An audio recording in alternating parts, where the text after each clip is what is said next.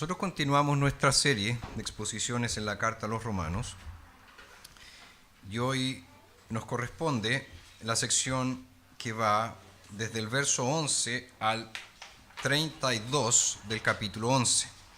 Por lo tanto, por favor, abran sus Biblias en Romanos capítulo 11. Vamos a leer desde el verso 11 al 32.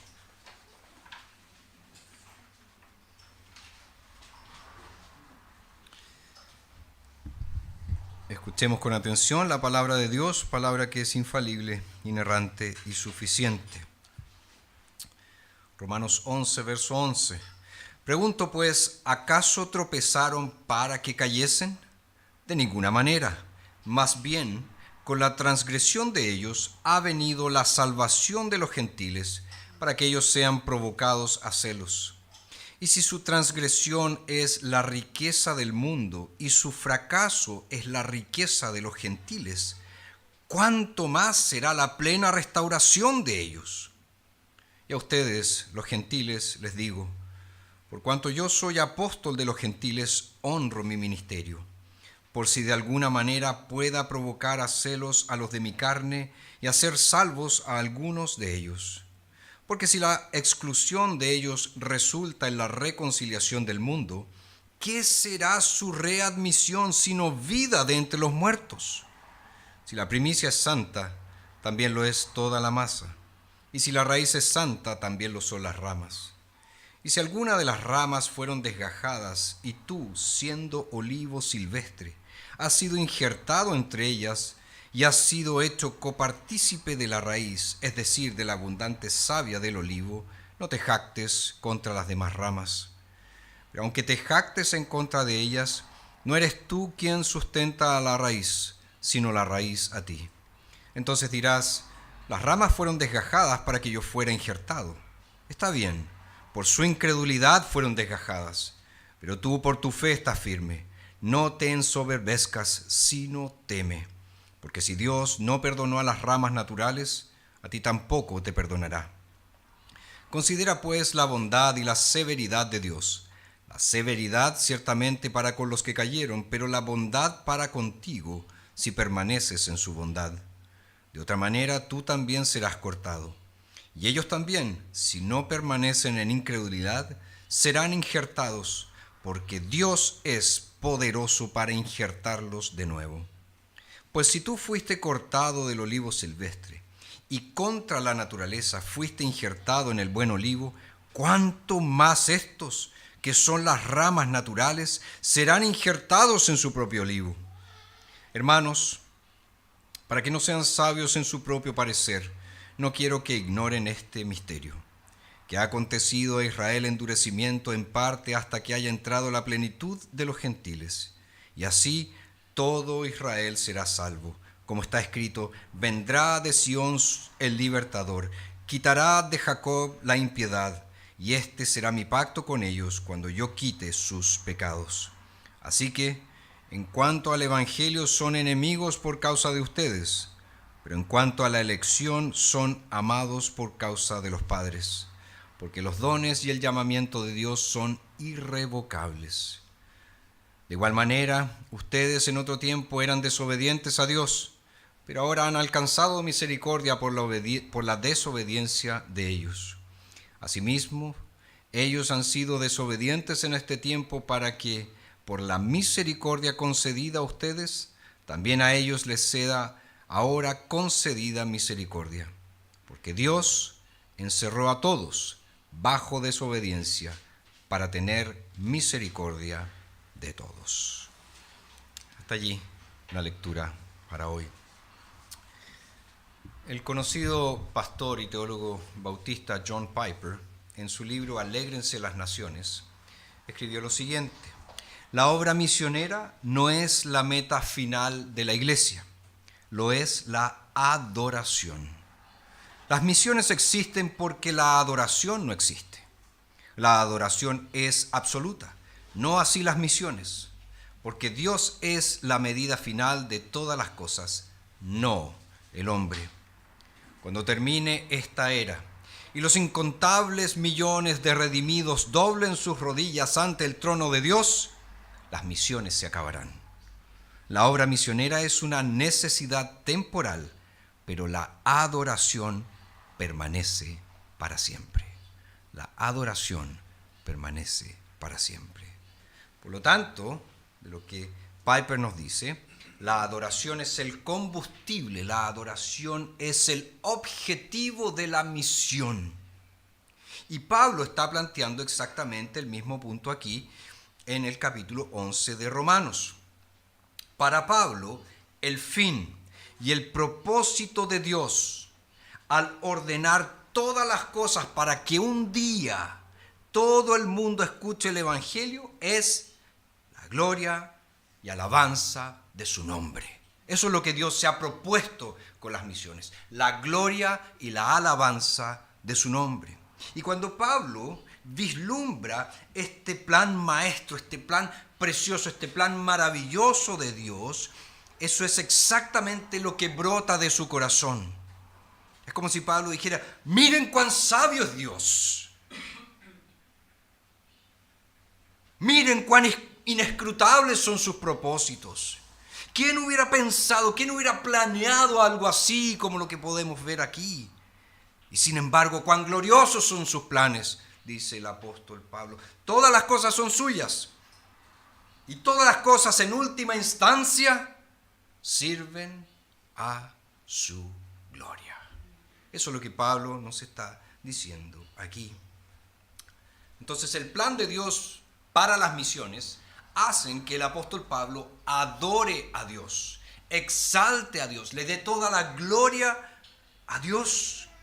Y cuando nosotros reflexionamos acerca de este importantísimo tema de la misión global a la luz de este capítulo 11 de Romanos, debemos tener siempre esa prioridad a la vista. Las misiones existen ¿para qué? Para que todo el mundo glorifique a Dios.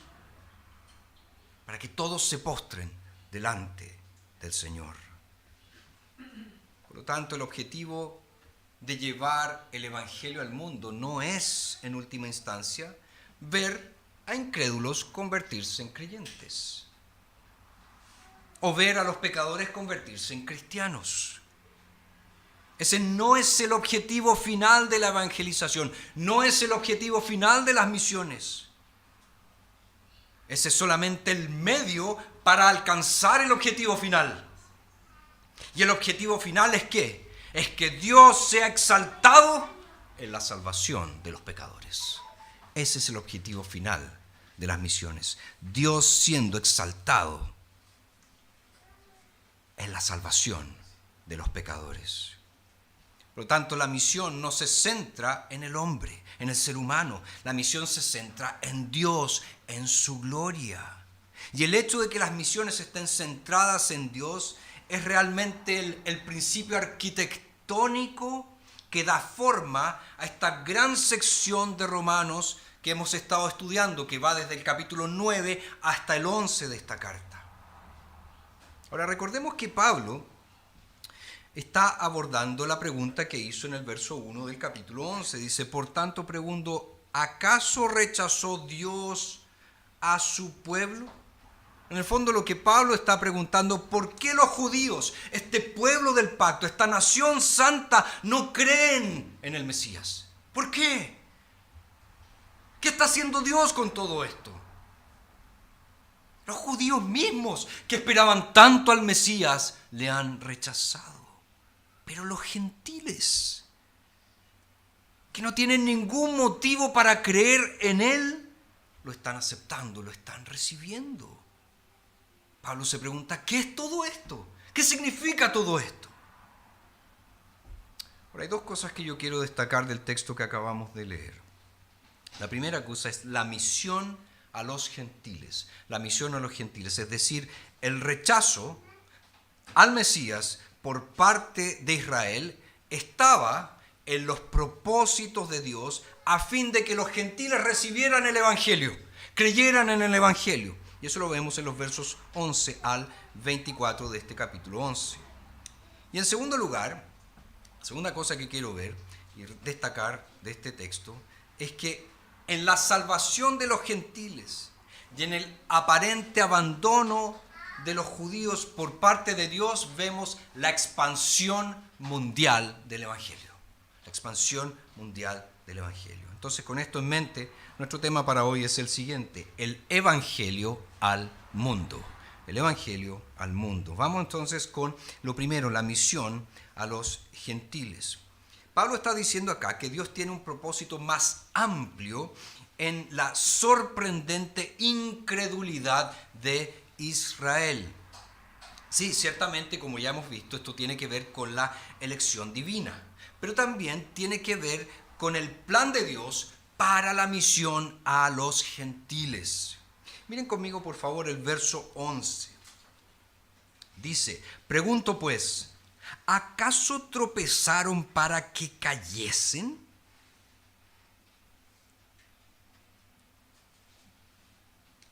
¿Qué está diciendo Pablo aquí? Está diciendo que la caída de los judíos en la incredulidad no es una caída que no pueda ser recuperada. Por eso él responde inmediatamente: de ninguna manera, de ninguna manera. Es decir, ¿tropezaron los judíos para siempre? ¿Cayeron de la fe para siempre? Hay un rechazo colectivo por parte de los judíos hacia Jesús que será para siempre. De ninguna manera, dice el apóstol Pablo.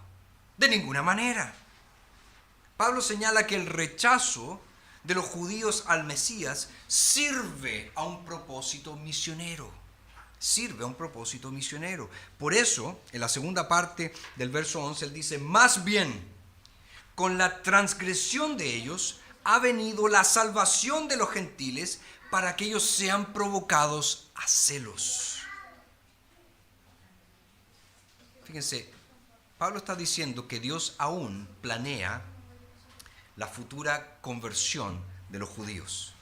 Y lo va a lograr, dice el apóstol Pablo, en parte provocándolos a celos, mostrándole que los gentiles, como somos la mayoría de nosotros aquí, confían en el Jesús, en el Mesías judío, mientras ellos, los judíos, el pueblo del pacto, no creen en el Mesías, rechazan al Mesías.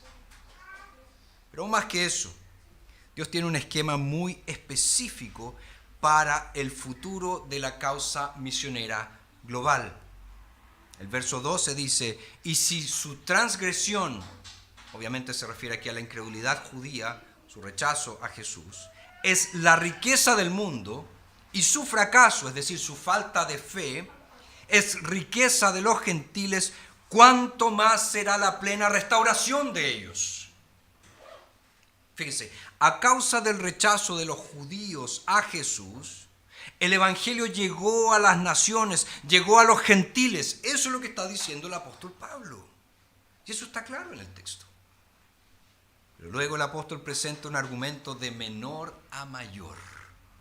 Dice que si su rechazo significa bendición para nosotros los gentiles, cuánto más maravilloso será para nosotros cuando sean incluidos los judíos una vez más en el pueblo de Dios por medio de la fe en Jesucristo. Ahora pongamos atención cuidadosa al hecho de que esto no es simplemente una aspiración del apóstol Pablo, un deseo, un anhelo. ¿Cómo me gustaría que algún día todos los judíos se convirtieran a la fe en Cristo Jesús? No es una mera posibilidad. Tampoco es una prioridad misionera por la que él y nosotros debamos trabajar. Vamos a trabajar para convertir judíos. Vamos a empezar a predicar en las sinagogas. No vamos a llegar ni cerca porque nos van a echar, y probablemente a palazos. Pero no es eso lo que Pablo está diciendo. Dice, acá hay una promesa, acá hay una certeza, una seguridad futura. Los judíos, dice Pablo, un día serán incluidos una vez más en el pueblo de Dios. Y qué gran día, dice Pablo, será ese para el mundo entero. Y solo para que estemos seguros de que entendemos bien lo que él está diciendo, Pablo repite su punto nuevamente en los versos 15 y 16. Él dice: porque si la exclusión de ellos resulta en la reconciliación del mundo, ¿qué será su readmisión sino vida de entre los muertos? Si la primicia es santa, también lo es toda la masa. Y si la raíz es santa, también lo son las ramas. Nosotros sabemos muy bien que en los días del apóstol Pablo, un número relativamente pequeño de judíos habían creído en Jesucristo, habían creído en el Evangelio. No eran muchos. Y eso sigue siendo cierto incluso hasta nuestros días. La gran mayoría de los judíos no creen en Jesús como el Mesías, no reconocen que Jesús es el Hijo de Dios, el Mesías, el Salvador. Pero dice Pablo que este pequeño grupo que se convirtió a los inicios de la era cristiana son solo, dice, primicias de una cosecha mayor que con toda seguridad vendrá. Ahora, imagino que ustedes saben que las primicias eran consagradas a Dios como sacrificios en el templo. Pero las primicias que hacían, las primicias anunciaban la cosecha completa, la cosecha final que estaba en camino, que vendría. Entonces los pocos judíos que creyeron, dice el apóstol Pablo, son solo las primicias. Pero las ramas, dice, un día se extenderán ampliamente y darán mucho fruto. Entonces aquí se nos promete una esperanza gloriosa para el futuro de los judíos y a través de ellos para el futuro del mundo. No sé si lo pueden ver, pero está claro aquí en el texto. Ahora, nosotros no debemos pasar por alto las implicaciones que esto tiene para nosotros hoy. Pablo, en cierto modo, hace una pausa y aplica esto a las conciencias de sus lectores. Recuérdense que gran parte de los lectores de esta carta eran gentiles. Había judíos en la iglesia de Roma, pero también la mayoría eran gentiles. Y él hace entonces una serie de aplicaciones que van desde el verso 17 hasta el 21. En esta parte, Pablo 2 veces dice que lo que él nos acaba de enseñar acerca de los judíos y gentiles debiera generar humildad en nuestros corazones. Humildad en nuestros corazones. Dice, los gentiles son ramas silvestres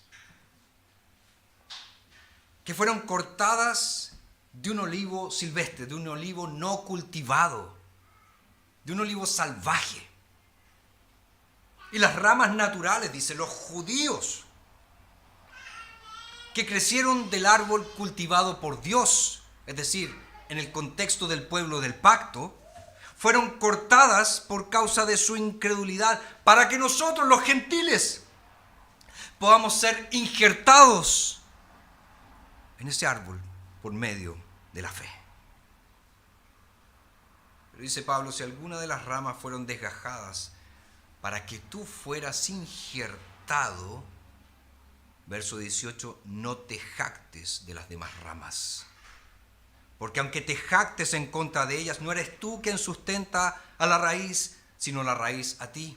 Y después dice en el verso 20, por su incredulidad fueron desgajadas, pero tú, por tu fe estás firme. No te ensoberbezcas, sino teme. ¿Qué está diciendo el apóstol? La iglesia gentil ha sido injertada en el único pueblo de Dios, el pueblo del pacto, este pacto que fue establecido con Abraham hace mucho tiempo atrás. Y muchos judíos, dice Pablo, habían sido separados de ese olivo cultivado para que nosotros los gentiles pudiésemos ser injertados. Y por eso entonces, Pablo concluye, no tenemos que despreciar a los judíos, como lamentablemente en la historia de la iglesia muchos cristianos han hecho.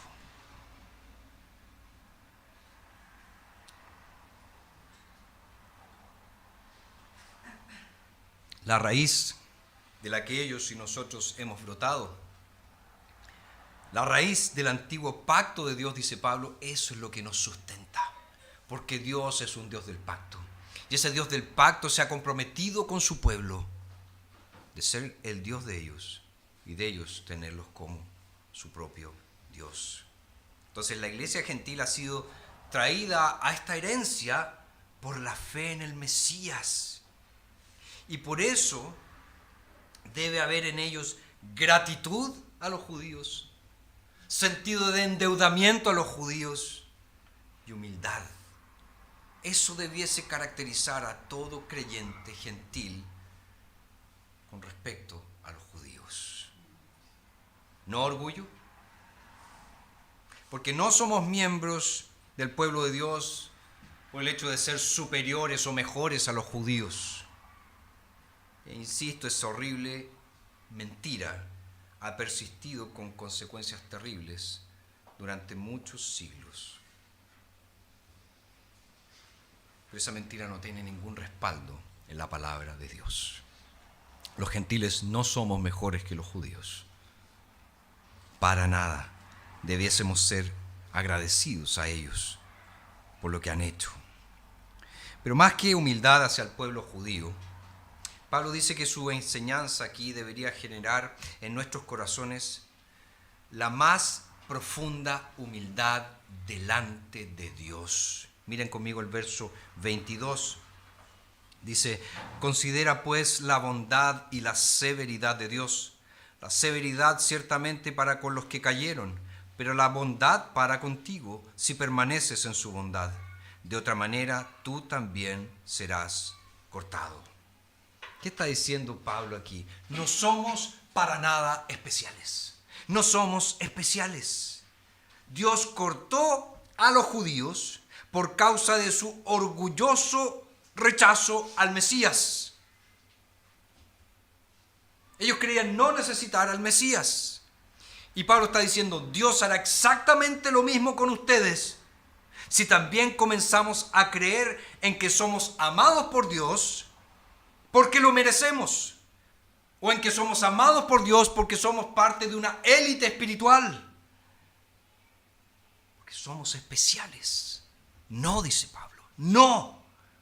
Debemos todos los privilegios de la salvación enteramente a la bondad, a la misericordia de Dios. Todo es gracia, todo es misericordia. Presten atención, dice Pablo, presten atención. Asegúrense de captar bien esto, déjenlo grabado en su corazón, déjenlo penetrar en su alma, tomen nota de la bondad y de la severidad de Dios. Humíllense ante aquel a quien deben toda su salvación. Es solo por la fe en la obra de Cristo lo que ha asegurado la inclusión nuestra en el pueblo de Dios. Fe en su obediencia, fe en su sangre, fe en su misericordia, fe en su gracia. Por lo tanto, no son nuestros méritos los que nos salvan. Y por eso debemos humillarnos delante de Dios y aceptar este gran plan de salvación que solo le pertenece a Él.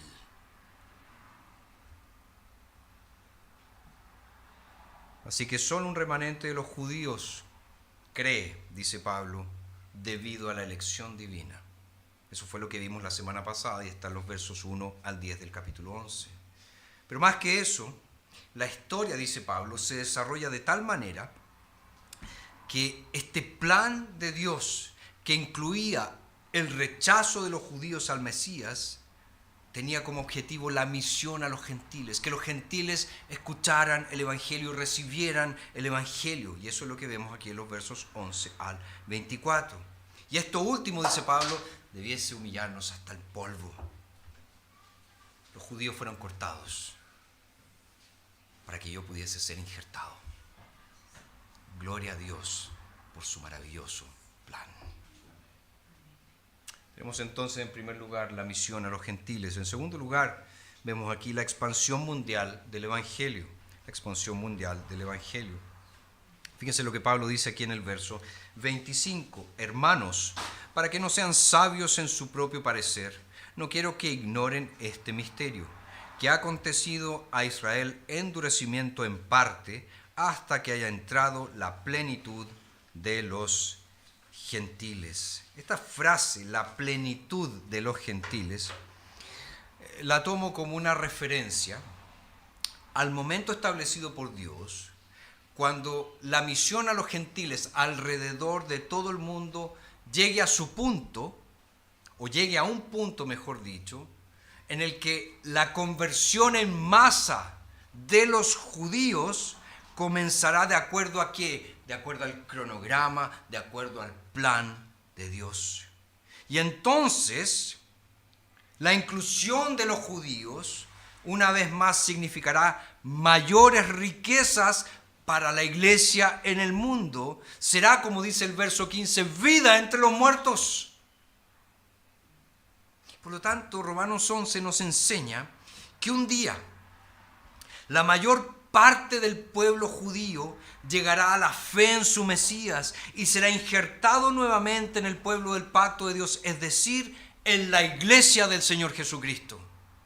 Y cuando eso suceda, ¿qué va a pasar? Eso va a significar el comienzo de un avivamiento a escala global. Ahora bien, yo no creo, como algunos afirman, en una era dorada al final de la historia, cuando todo el mundo va a ser cristianizado. Yo creo que está claro en la Biblia que Dios promete un éxito considerable al Evangelio antes del fin de los tiempos. Pero también promete Dios en varios lugares de la Escritura que junto con ese éxito habrá un resurgimiento de la maldad, habrá un resurgimiento del pecado. Y este resurgimiento de la maldad será una acción, o mejor dicho, una reacción hostil al Evangelio por parte del mundo incrédulo. La persecución va a crecer entonces junto con el avance del Evangelio en el mundo. La oposición ganará impulso junto con este avivamiento y con el crecimiento del reino de Dios. Ahora, nosotros no tenemos que perder de vista la enseñanza del apóstol Pablo de que el futuro del Evangelio es glorioso. El futuro del Evangelio es glorioso. Ahora te pregunto, ¿tú crees realmente en eso? ¿Tú crees que el futuro del Evangelio es glorioso? ¿Qué les pregunto eso? Porque muchas veces somos propensos a observar el mundo actual y a decir cosas como: oye, las cosas están peor que nunca. Las cosas están peor que nunca.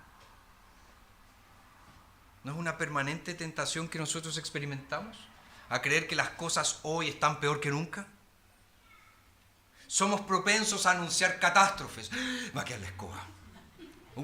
Se vienen tiempos muy malos. Somos propensos a declarar la decadencia moral. Somos propensos a anunciar el declive de la iglesia y decimos: todas estas cosas están sucediendo mucho más rápido que antes. Generaciones antiguas nunca experimentaron lo que nosotros estamos experimentando hoy. Y también es cierto que a veces ciertos líderes de la iglesia tratan de motivar a sus congregaciones a la consagración, ¿verdad?, y al evangelismo, asustándolos, haciendo predicciones terribles acerca de la catástrofe inminente, acerca del colapso final de la iglesia, acerca del fin de la civilización tal como la conocemos. ¿Han escuchado cosas así? Se acabó toda la esperanza. Se acabó todo. Pero fíjense, ese discurso no cuadra ni con la evidencia que tenemos en la historia, ni con la enseñanza del Nuevo Testamento.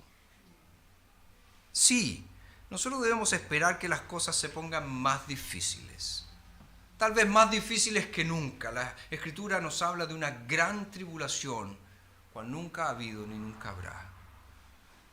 Pero en ese contexto difícil, el Evangelio brillará más que nunca. Ahora, recuerden que Pablo está escribiendo a los romanos. Y uno de los tantos propósitos de su carta es conseguir apoyo financiero para que estos cristianos romanos lo puedan ayudar para que él emprenda un viaje misionero a España. Pablo quiere hacer de Roma una especie de base misionera y quiere que los romanos se entusiasmen, quiere que los romanos se comprometan. ¿Con qué? Con sus esfuerzos misioneros. Quiere despertar en ellos celo, pasión por la obra misionera. Eso es lo que quiere hacer el apóstol Pablo aquí. Y por eso entonces les proporciona en el pasaje que estamos estudiando una misiología o una teología de la misión que no nos impulsa a las misiones por un sentido de culpa. Mira, nosotros estamos bien aquí, tenemos Biblias, las podemos leer. Hay otras partes donde no hay Biblias, donde la gente no tiene iglesias. Vamos para allá, nos sentimos culpables, entonces vamos para allá. No, Pablo no está impulsando eso.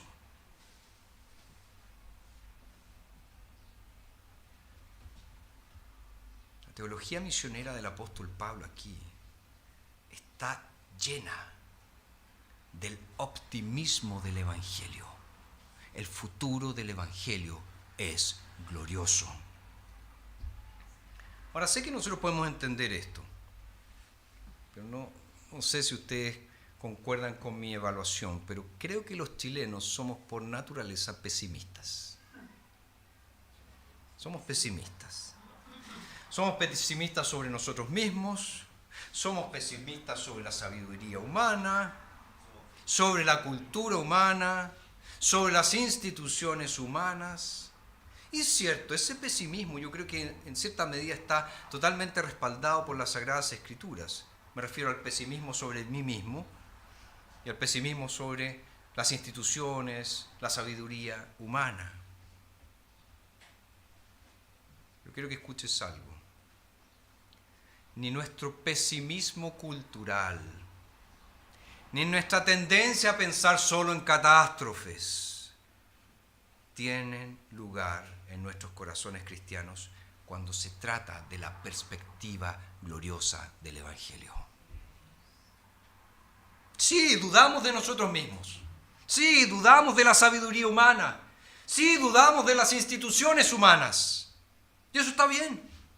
Está perfectamente bien. Pero jamás dudes que un día toda la tierra será llena del conocimiento de Jehová como las aguas cubren el mar. Nunca dudes de eso. No dudes que un día hombres y mujeres, niños y niñas, jóvenes y ancianos, un número mayor del que podemos contar, se encontrarán al final congregados alrededor del trono de Dios, congregados alrededor del Cordero, uniendo sus voces en adoración por encontrarse dentro de los redimidos del Señor.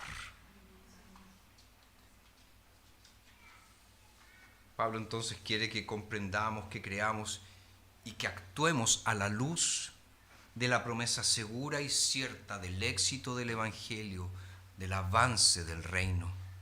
Y debemos ser los instrumentos de Dios para llevar las buenas nuevas a las naciones. Y ese plan puede sufrir muchos reveses y caer en la trampa de muchos errores humanos y soportar mucha presión, incluso severa, antes de que entre la plenitud de los gentiles. Pero el plan, nunca olvidemos, es el plan de Dios y ninguno de sus planes jamás falla. La plenitud de los gentiles llegará cuando nosotros llevemos las buenas nuevas de salvación en Cristo Jesús al mundo, y entonces dice, Israel será salvo. Habrá un avivamiento mundial con todo eso. Y es por eso que Pablo le está diciendo a estos cristianos romanos y les está diciendo a ustedes y a mí, no se cansen de evangelizar. No se desanimen de dar testimonio de Jesucristo. No permitan que las cosas pequeñas los lleven a una conclusión equivocada de que todo va cuesta abajo. No, dice Pablo, el futuro del Evangelio es glorioso. Es glorioso y nosotros somos instrumentos de Dios para la expansión del Evangelio. Así que sean valientes. Créanle a Dios más de lo que le creen a sus propios ojos y oídos cuando observan el mundo, cuando observan la cultura, cuando ven la decadencia, cuando ven la falta de fe. Créanle a Dios, no a sus ojos, no a sus oídos. Y no solamente hagan eso, sino que ofrézcanse para apoyar la misión. Oren por los perdidos, oren por los predicadores del Evangelio. Hablen de Cristo a sus amigos, familiares, vecinos, inconversos y vean con sus propios ojos que el brazo del Señor no se ha acortado para salvar. Él es poderoso para salvar. Y cuando Pablo asimila todo esto, ¿qué hace su corazón? Estalla en alabanza, que estallé en los versos 33 al 36, que Dios mediante veremos la próxima semana. Como dijimos al principio, ese es el objetivo de la misión, esa es la gran agenda de Dios, la adoración. Y Dios quiere inflamarte entonces con asombro, con gratitud, con admiración por lo que Él se propone a hacer, cosa que hará con toda seguridad. También quiere que te asombres de cómo te va a usar a ti y a mí para hacerlo, para conseguirlo. Entonces maravíllate ante este plan maestro de Dios. Admira este plan maestro, glorioso, sapientísimo de Dios. Y levántate y ve al mundo y habla de Cristo para gloria y alabanza del Señor. Oremos.